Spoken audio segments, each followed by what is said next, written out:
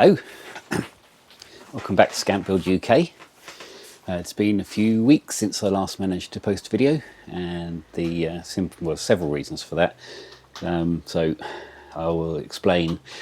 I've been using Clipchamp to edit the videos, and seems to be some kind of change with Microsoft that you have to use a Microsoft email address to log in with now. And what I've found is that because I've been using a non-Microsoft email account, every time I've been logging in to edit the video that I've been working on, all the assets have been lost, and I've had to go hunting and reinstalling them, and it's just taken forever. So I've kind of made the decision to change from Microsoft and use DaVinci Resolve instead, which is great. It's it's a much more powerful platform. The problem with it is, of course, is that I'm not used to using it, and I'm having to relearn how to do video editing. And because it's got all the gadgets and gizmos and all that sort of stuff, then there's just so much more to learn on how to get your timeline together and stitch it all together with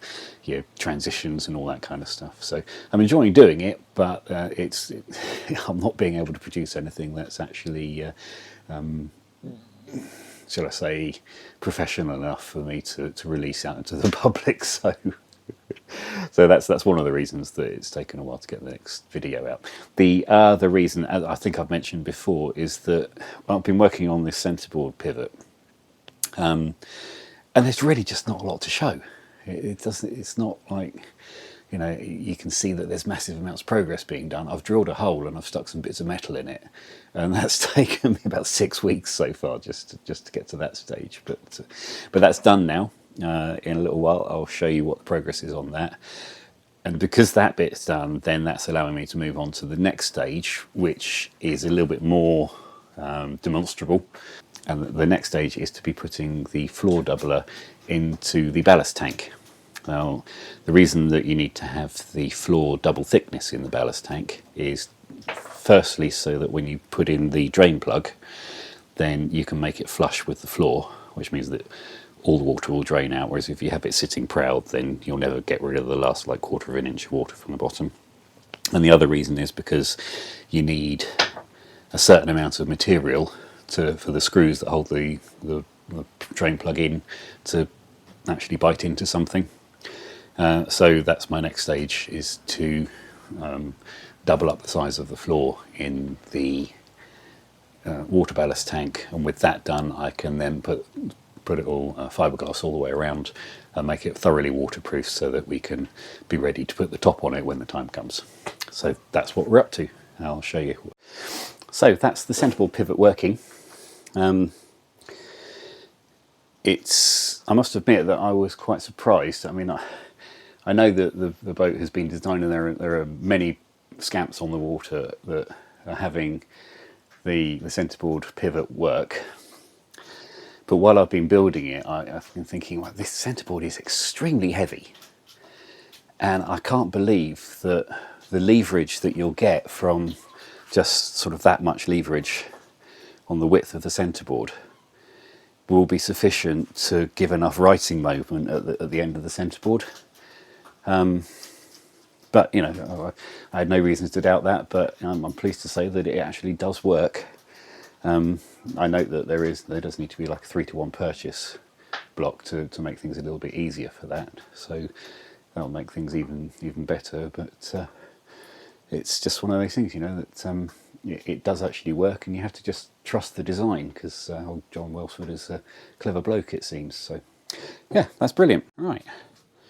So if you look down here, we have a shiny drain plug in the bottom of the boat.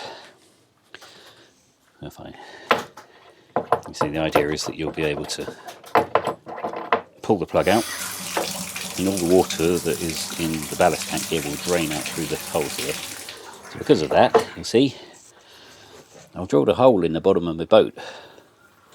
And then you'll also see, as I was explaining a little bit earlier on, is that we've got this centerboard doubler, so we've got a double floor in the bottom of the ballast tank. So the next job we're going to have to do is glue that in place. Right.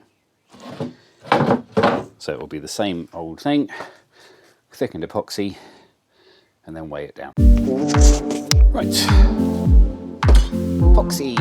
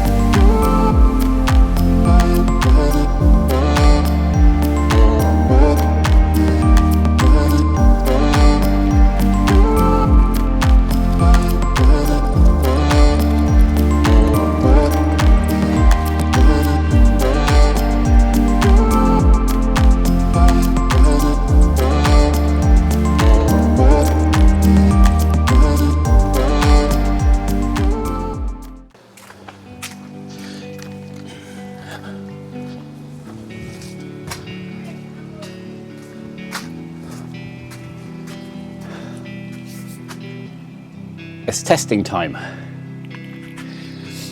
Here in the UK, we're having a bit of a drought, and a lot of local authorities have implemented what we call hosepipe bans. For those of you not in the UK, it means that you're not allowed to use a hose to water your garden or fill up your swimming pool or anything else. We don't have one in the south of England, so it's just good timing to check that we can actually have the water ballast tank completely waterproof. So let's get off. So normally the principle behind boat building is that you want to keep the water on the outside. This time it needs to go on the inside just for testing purposes.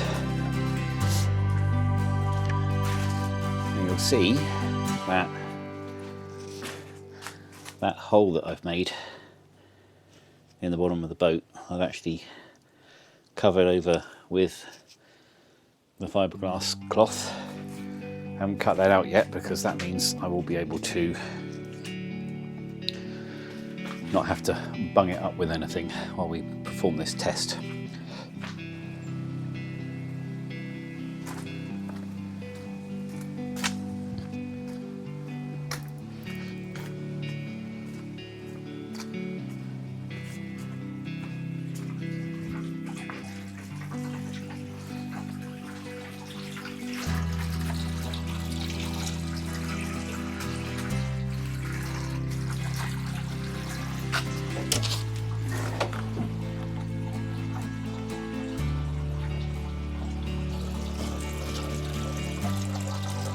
It's looking good so far.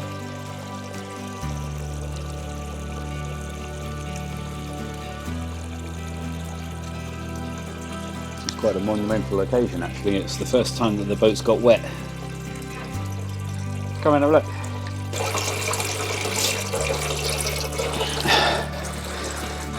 Oh, it's so scary. It's a wooden tank, babe. It's not wooden, it's plastic. It looks wooden to me. It's covered in fiberglass. Well, there doesn't appear to be any leakage yet. They're about a third full.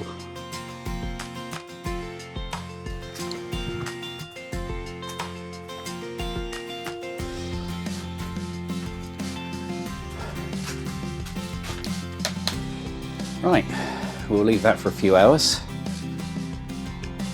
and see if it holds up to the test of time. Well, it's looking good so far. There's no obvious signs of wetness anywhere other than where it's supposed to be. Thumbs up. So my brother and I, a few weeks ago, dried out our boats and scrubbed off all the barnacles and weed from the bottom.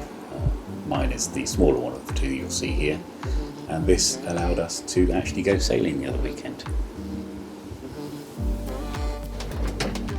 Alright, lady girl, what do you think to this sailing business then, eh?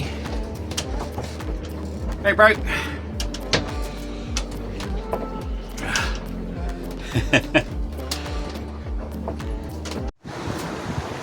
So here we are. Loddie's very relaxed. We are just gently sailing our way.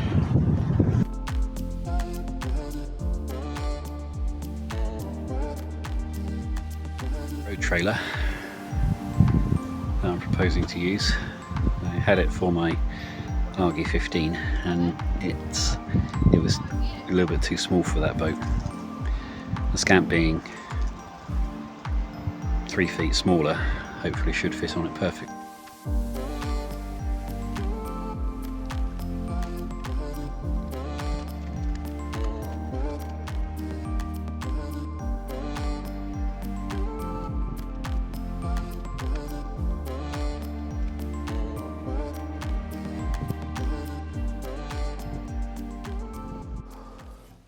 Okay, so I think we'll leave that episode there.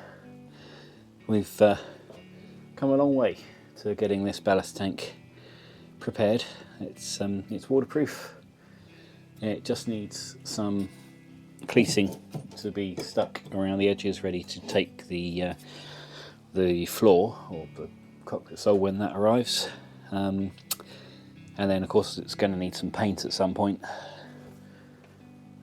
But that's way in the future, I believe. So what to do next? Well, tempted to finish off the aft decking. That's another thing that we can do, and also prepare the footwell for its floor, or alternatively we could do something more exciting and start working on the bow. Haven't quite decided what I'm going to do yet. That will come clear in the next episode. So I hope you've enjoyed watching. As always, if you've enjoyed, please leave that like button, give it a thumbs up for us, and why not consider subscribing as well, because that way I get some nice feedback that tells me that you like watching these videos. So until next time, see you later.